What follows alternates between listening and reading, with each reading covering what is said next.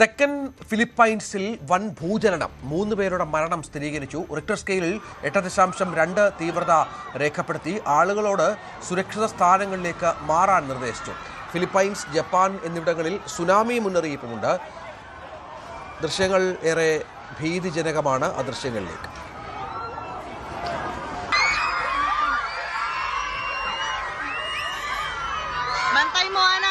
Bantay mo di ate.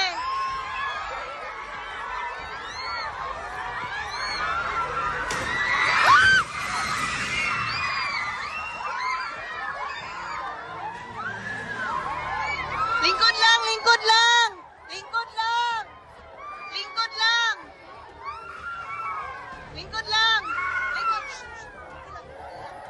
Lingkod lang. Lingkod lang. Lingkod lang. Anusree വിവരങ്ങളുമായി ചേരും. Anusree, tsunami മുന്നറിയിപ്പ് ഇപ്പോൾ നിലവിലുണ്ടോ? മറ്റ് വേറെ ഏതെങ്കിലും ഭാഗങ്ങളിൽ കടലിൻ്റെ എന്തെങ്കിലും വ്യതിയാനം സംഭവിക്കുന്നുണ്ടോ? ഫിലിപ്പൈൻസിൽ എത്രത്തോളം നാശനഷ്ടം സംഭവിച്ചിട്ടുണ്ട്? രഞ്ജിത്ത്, ഇന്ന് രാവിലെയോടെയാണ് മിൻഡാവോ ദ്വീപിൻ്റെ തെക്കൻ തീരത്തിന് സമീപം ശക്തമായ ഭൂചലനം രേഖപ്പെടുത്തിയത്. 8.2 തീവ്രത രേഖപ്പെടുത്തിയ ഭൂചലനമായിരുന്നു ഉണ്ടായത്. വലിയ തരത്തിലുള്ള നാശനഷ്ടങ്ങളൊക്കെ അവിടെ സംഭവിച്ചിട്ടുണ്ട്. സ്കൂളുകളും കെട്ടിടങ്ങളും അടക്കം തകർന്നു പോകുന്ന സാഹചര്യമുണ്ടായി. ഒപ്പം 3 പേരുടെ മരണമാണ് ഇപ്പോൾ സ്ഥിരീകരിച്ചിട്ടുള്ളത്. നിരവധി പേർക്ക് പരിക്കേൽക്കുന്ന സാഹചര്യമുണ്ടായി. വൈദ്യുതി ബന്ധമടക്കം വിച്ഛേദിക്കപ്പെടുന്ന ഒരു സാഹചര്യമൊക്കെ ഉണ്ടായിരിക്കുകയാണ്. ഇപ്പോൾ നിലവിൽ അവിടെ സുനാമി മുന്നറിയിപ്പുണ്ട്.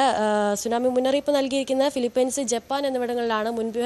നേരത്തെ ഇന്തോനേഷ്യ അടക്കമുള്ള ഇടങ്ങളിൽ മുന്നറിയിപ്പ് ഉണ്ടായിരുന്നു. ഇപ്പോൾ ഇന്തോനേഷ്യയിലെ മുന്നറിയിപ്പ് പിൻവലിച്ചിരിക്കുകയാണ്. മറ്റ് 2 ഇടങ്ങളിലെ മുന്നറിയിപ്പ് ഇപ്പോഴും നിലനിൽക്കുന്ന സാഹചര്യമാണുള്ളത്. മറ്റൊരു പ്രധാനപ്പെട്ട കാര്യമെന്ന് പറയുന്നത് അവിടുത്തെ ജനങ്ങളോട് സുരക്ഷിത ഇടങ്ങളിലേക്ക് മാറി താമസിക്കാൻ അവിടുത്തെ സർക്കാർ നിർദ്ദേശം നൽകിയിരിക്കുന്നു എന്നുള്ളതാണ്. അത്തരത്തിൽ വലിയ തരത്തിലുള്ള ഭൂകമ്പമാണ് അവിടെ അനുഭവപ്പെടുന്നത്. ഈ ദൃശ്യങ്ങളിൽ നിന്ന് തന്നെ നമുക്ക് വ്യക്തമാണ്. കെട്ടിടങ്ങളടക്കം നിലം പതിക്കുന്ന സാഹചര്യമൊക്കെ ഉണ്ടായി.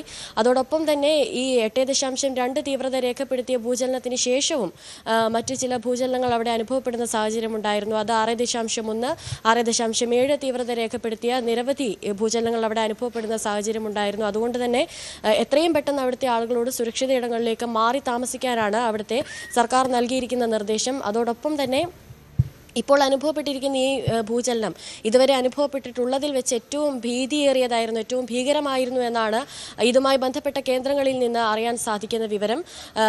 പൊതുവെ ഈ ഇന്തോനേഷ്യ അല്ലെങ്കിൽ ഫിലിപ്പീൻസ്, ജപ്പാൻ പോലുള്ള ഇടങ്ങളിലൊക്കെ ഇത്തരത്തിൽ ഭൂകമ്പം ഉണ്ടാകാനുള്ള സാധ്യത കൂടുതലുള്ള ഒരു ഭൂപ്രദേശം കൂടിയാണ് അവിടെ ഉള്ളത്. അതുകൊണ്ട് തന്നെ ഇടയ്ക്കിടയ്ക്ക് ഇത്തരത്തിൽ ഭൂചലനങ്ങൾ അനുഭവപ്പെടുന്നതുമാണ്. എന്നാലും ഇത്രയും തീവ്രതയേറിയ ഭൂചലനം അനുഭവപ്പെടുന്നത് കാലങ്ങൾക്ക് ശേഷമാണ്. അതുകൊണ്ട് തന്നെ വലിയ തരത്തിലുള്ള നാശനഷ്ടമാണ് ഇപ്പോൾ ആ ഭാഗങ്ങളിൽ സംഭവിച്ചിരിക്കുന്നത്. നിലവിലിപ്പോൾ 3 പേരുടെ മരണം മാത്രമാണ് സ്ഥിരീകരിച്ചിട്ടുള്ളത്.